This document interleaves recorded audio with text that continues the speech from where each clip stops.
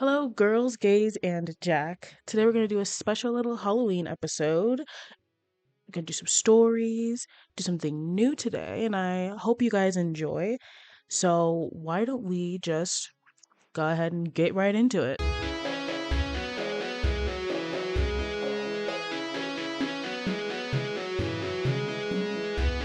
Like I said earlier, we're going to read some stories today.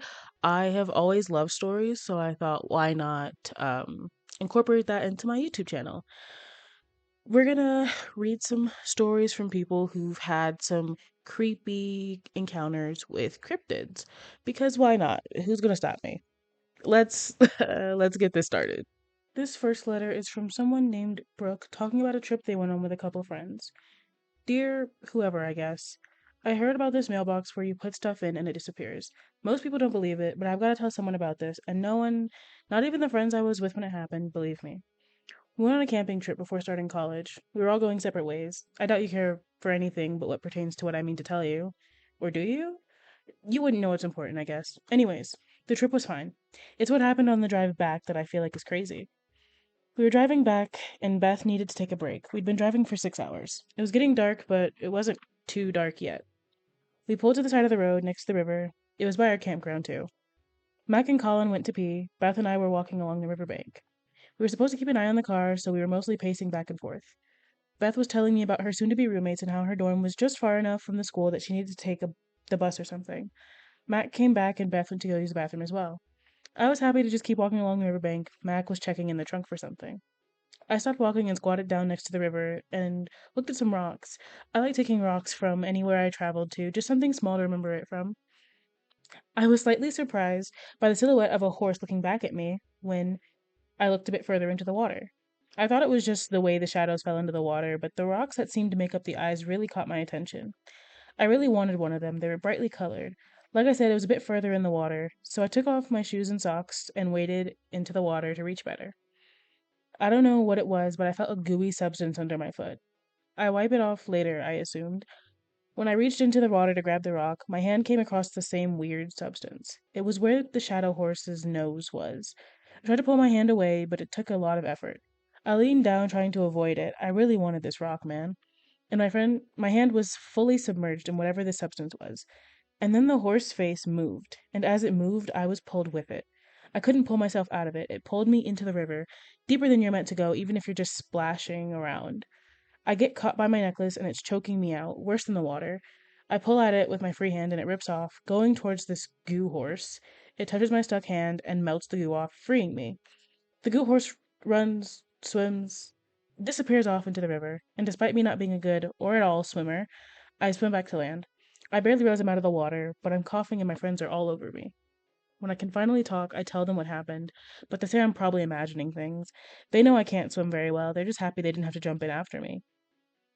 Max says I must have been pulled in by the current, not paying attention because I seem so focused. Colin plays Drowning by A Boogie or whatever when we were driving again, and after I've dried off and changed.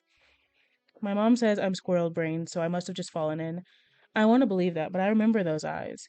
I would have sent you that necklace, but I feel like it saved me. My grandma sent it to me. It's got a cross on it. So take this rock instead. Not the same one I tried to get, but close enough. Sincerely, Brooke. Well, Brooke, if you happen to be viewing this video, I'm very sorry about what happened to you. I also can't swim, so I might have been in a less fortunate position than you, but I'm very glad you got out of that situation and that you're all good now. I will say that it sounds like you came across a Kelpie. They're always kind of malevolent and they always attempt to drown people, usually kids, but I guess it just depends. I think your necklace, it must have been silver because silver does deter them. Hopefully you've been safe from other water spirits since this happened, and I really hope that have a fear of water or anything. I would. I'll be honest, I would, absolutely. I say good luck to your future and I hope college goes well for you. Um, go to the next one. Our next letter is from someone named Rory. Rory went on a hiking trip with her brother somewhere in Washington State. They write, Dear Mailbox, this was years ago. My mom was from Scotland, so she's told us plenty of stories of will-o'-the-wisps. How they're meant to protect you, lead you away from danger, like in that Disney movie with the princess and the bear. My brother was super into these stories and believed them despite being 26 years old. My brother and I went on a hiking trip years ago. I had wanted to hike this trail for a while, but I didn't want to do it alone, so we set up a day to go together. It was supposed to be a 5-hour round trip hike. Halfway up, I had noticed little things in the forest, but I assumed it was nothing. My brother didn't say anything. We took a break from my brother. He wasn't much of a hiker, and I really looked at the trees for the first time. And then we both saw it. Them? We both saw what we saw. A little creature of sorts, very pale against the dark tree cover. I thought maybe it was a albino bear or something, but the head was too small. It was a head and then, like, legs. Nothing else. I couldn't even tell if it was looking at us or if it was hiding from something else. My brother excitedly pointed at it, excitedly telling me this must be a will o' the wisp. They must be trying to lead us somewhere. I distinctly remember him saying, America has them too. Let's see where they lead us. But will o' the wisps had never been so slightly humanoid. Our mother never said they seemed to walk, more like glide, is how she described it, or even just lined up, but this thing was standing. I told him no, let's leave nature alone and keep going for our hike. We kept walking, and an hour later, he said he needs to go pee. I wasn't going to tell him he can't pee, so I sat on a rock to wait for it. I looked into the woods, worried I'd see one of those things again, but nope, just trees and bushes. 5 minutes pass and I think nothing of it. Sometimes it takes a while, but then it's 10 minutes and then 15. I call out for my brother, walking in the direction he walked. I've walked far enough that I couldn't see the trail anymore. Pull out my compass to see what direction to go back to, and while looking down, I noticed my brother's backpack, just on the ground as if he dropped it or something. Why would he just leave it here? But at least I know I'm going the right way. I call his name again and I still don't get a response. But then I did something that went against all my instincts. I called for the will o' the wisps. I almost cried when I saw it because I didn't want to, but I needed help.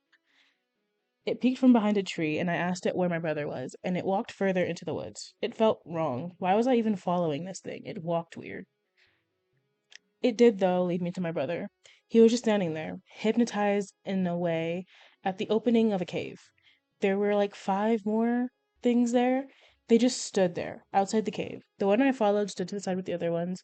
I ignored them and grabbed my brother, pulling him away. He was cold, and despite being allergic to the sun pale, he was paler.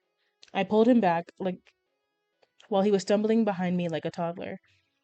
He finally gained his bearings when we found his backpack, trying to pull me back until I looked back at him with a face of distress. He seemed to finally be snapped out of it, and he just followed me back and down the mountain. My mom assumed he was making it up and that I was going along with it. I don't know what I assumed. No one will believe a 31-year-old man saying he saw ghosts, and I stopped answering to it. I don't know what those things are, but I don't want to see them again. I haven't gone hiking since, and luckily my brother, having seen how scared I was, didn't go either. Hopefully now that I've told someone else, I'll stop dreaming about it. Those things whiz me out. Bye, Rory. Well, Rory, I'm sorry to hear that. Luckily, your brother hasn't gone back seeing how scared you were. We love older brothers that care. Um, I'm also glad you found him, honestly. That sounds very scary. Based off of my knowledge, personally, you encountered some Fresno night crawlers, which are meant to crawl at night, so I don't know why they were out in the day. Maybe it's just a forest thing. Um, but I also didn't know that they did stuff like that, so I'm glad you and your brother made it out safely and are okay. I'm sorry that you don't feel like you can go hiking anymore because you're scared of seeing those. But I hope you find another hobby that you enjoy to take the place of hiking. And I'm hoping things are better and that you stop dreaming about it. And on to our last letter of this video. It's from a man named Alex. To the courier. I heard I can give a letter and stuff to this mailbox and it'll disappear, so I thought maybe someone else would like to hear about this. My friends think I was just really lucky. I think something out there is trying to save me. I guess you can decide that if you care enough. There are these woods behind my house. I go in every now and again to take pictures. I like taking pictures of abnormal things, decaying trees, weird mushrooms, stuff like that. I'll get a couple copies of some stuff, because why not? I was washing dishes when I saw what looked like a jackalope. Those bunnies with the deer antlers. It had been a while since I went to take photos, and the posing of this thing was perfect. I rinsed my hands off and grabbed my camera, hoping it hadn't run off. It didn't, so I stepped closer to take a picture, but that's when it runs off. Behind it was some glowing mushrooms. I take a picture and keep moving towards the bunny. I assume it has an infection of some sort. I really want to get a clear picture of it. Me stepping in. Don't do that. Don't follow animals into the woods.